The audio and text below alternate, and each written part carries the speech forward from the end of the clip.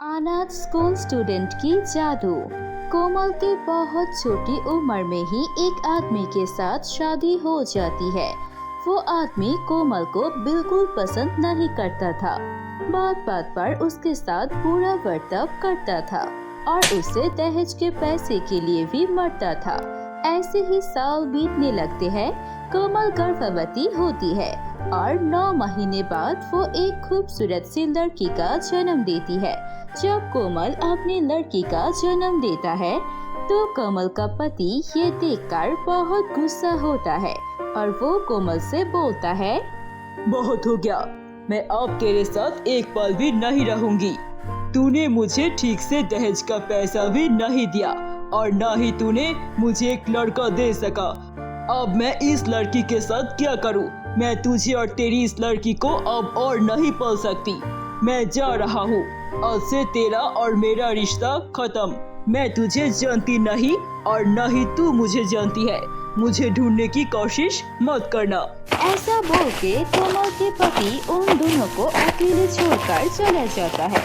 ऐसे ही कोमल का बेटी अनाथ हो जाती है। कोमल अपनी बेटी का नाम रखती है कृति। कृति धीरे धीरे बड़ी होने लगती है। कोमल अपने गुजारा करने के लिए गांव के सरपंच के घर में काम करती है और अपना और अपनी बेटी का गुजारा करती है। धीरे धीरे कृति अब बड़ी हो चुकी थी। उसे कोमल स्कूल में दाखिल कर देती है। कोमल अपनी बेटी को उस गांव की सबसे बड़ी स्कूल में दाखिला देती है। उसे बड़ी मुश्किल होती थी कृति की पढ़ाई के लिए पैसे जोड़ने में, लेकिन वो चाहती थी कि कृति पढ़ लिख के कुछ बड़ा करे। जब कृति पहले दिन स्कूल जा रही थी तभी कोमल उसे बोलती है, सुनो बेटी, मैं तुम्हें हमारे गांव की सबसे बड़ी स्कूल में दाखिला करा रही हूँ। तुम अच्छे से मन लगाकर पढ़ना और हाँ, बड़े होकर खूब पैसे कमाना और मेरा नाम रोशन करना। मैं तुम्हारे पिता को दिखाना चाहती हूँ कि बेटियाँ कम नहीं होती है और मैं अपनी बेटी के साथ बहुत ज्यादा खुश हूँ। तुम्हारा पिता को अपने किए पर शर्मिंदगी होगी। इतना बड़ा बन जाना। कृति भी अपनी माँ से बहुत प्यार करती थी और उसकी माँ जैसे बोलती थी वो वैसे ही करती थी। कृति मन लगाकर पढ़ाई करती है। वो भी बड़ी होकर अपनी माँ का नाम रोशन करना चाहती थी। कृति जिस क्लास में पढ़ती थी उसी क्लास में सरपंच का बेटी भी पढ़ती है। उसका नाम था मोहिनी। मोहिनी पढ़ाई में अच्छा था, लेकिन वो कृति जितनी अच्छी नहीं थी। मोहिनी के पिताजी गांव के सरपंच थे, इसीलिए सारे स्कूल के टीचर मोहिनी से अच्छे से बात करता था और उसे हमेशा ज्यादा नंबर देता था, क्योंकि वो नहीं चाहते कि उसके पिता सरपंच उन लोगों पर गुस्सा हो जाए। ऐसे ही दिन बीत रहे थे, लेकिन कृति भी पढ़ाई में बहुत अच्छी थी। हमेशा फर्स्ट आने के लिए मेहनत करती है। एक दिन उनके स्कूल में शहर के कुछ टीचर आते हैं स्कूल को घूमकर देखने के लिए। तभी उन दोनों की क्लास में जाती है जिस क्लास में कृति और मोहिनी पढ़ती थी और फिर उन सभी से एक सवाल करती है। उनके टीचर तुरंत मोहिनी से पूछती है, मोहिनी, तुम्हें ये सवाल का जवाब पता है ना? जल्दी से बता दो इन लोगों को कि इस सवाल का जवाब क्या होगा। नहीं मैडम, मुझे इसके बारे में नहीं पता। मैंने अब तक इसे पढ़ा नहीं है।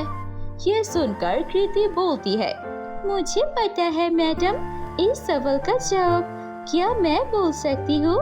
उसके बाद कृति क्लास के सामने उस सवाल का जवाब देती है। ये सुन के शहर से आए हुए टीचर बहुत खुश होते हैं और वो कृति की बहुत तारीफ करती है।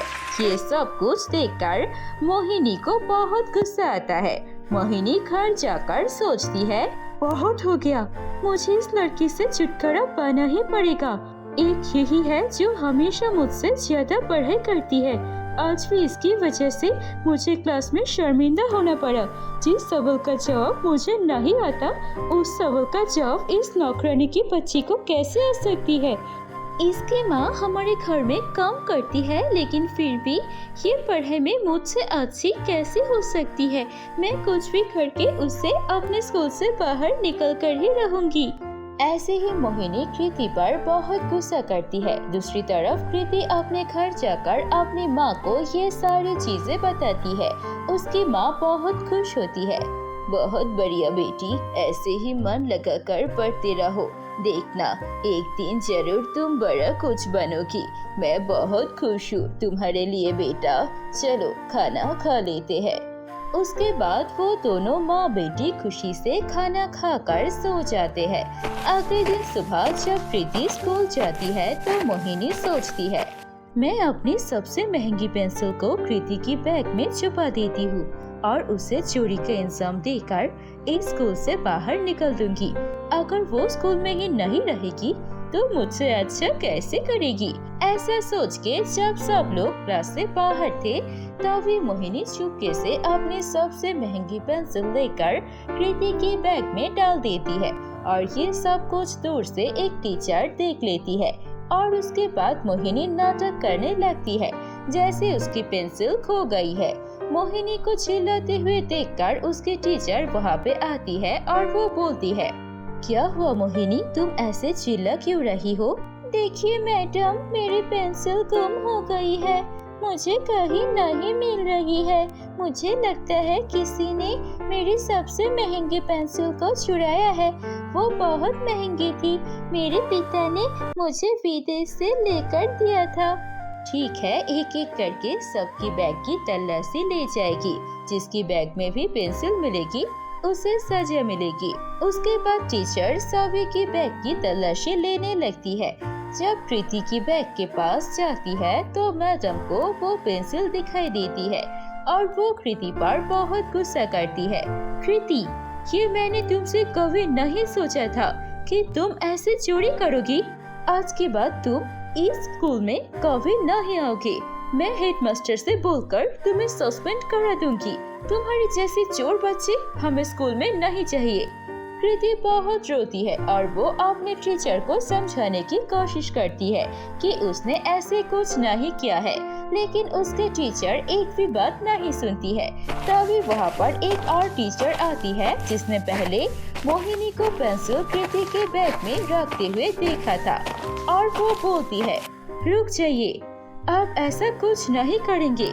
मुझे पता है ये पेंसिल कृति ने नहीं चुराया है। उसके बैग में ये पेंसिल मोहिनी ने खुद रखा है। मैंने ये सब कुछ अपनी आंखों से देखा था, लेकिन मैंने सोचा था कि मोहिनी कृति को ये पेंसिल गिफ्ट कर रही है, लेकिन वो ऐसा चोरी का नाटक सजाएगी ऐसा मैंने कभी नहीं सोचा था। देखो मोहिनी, अगर तुम अभी भी सच नहीं बोलोगे तो मैं तुम्हारे पिता को बुलाकर उनको ये सब कुछ बता दूंगी। ये सब सुनकर मोहिनी डर जाती है और रोते हुए बोलती है, मुझे माफ कर दीजिए, मैंने जलन से कृति के साथ ऐसा किया। मैं दोबारा ऐसा कभी नहीं करूंगी। कृति, मुझे माफ कर दो। उसके बाद कृति मोहिनी को माफ कर देती है और वो दोनों अच्छे दोस्त बन जाते हैं और उसके बाद से हमेशा वो दोनों मन लगाकर पढ़ाई करते हैं एक साथ। तो दोस्तों, कैसी लगी आपको हमारी ये कहानी अच्छी लगी है तो इसे लाइक कीजिए, कमेंट करके हमें बताइए आपको कहानी कैसी लगी और अपने दोस्तों के साथ भी शेयर कीजिए ये कहानी। अगर ऐसी और कहानी देखनी है तो प्लीज सब्सक्राइब कीजिए हमारे चैनल पर। हम ऐसे मजेदार कहानियाँ और लाएंगे।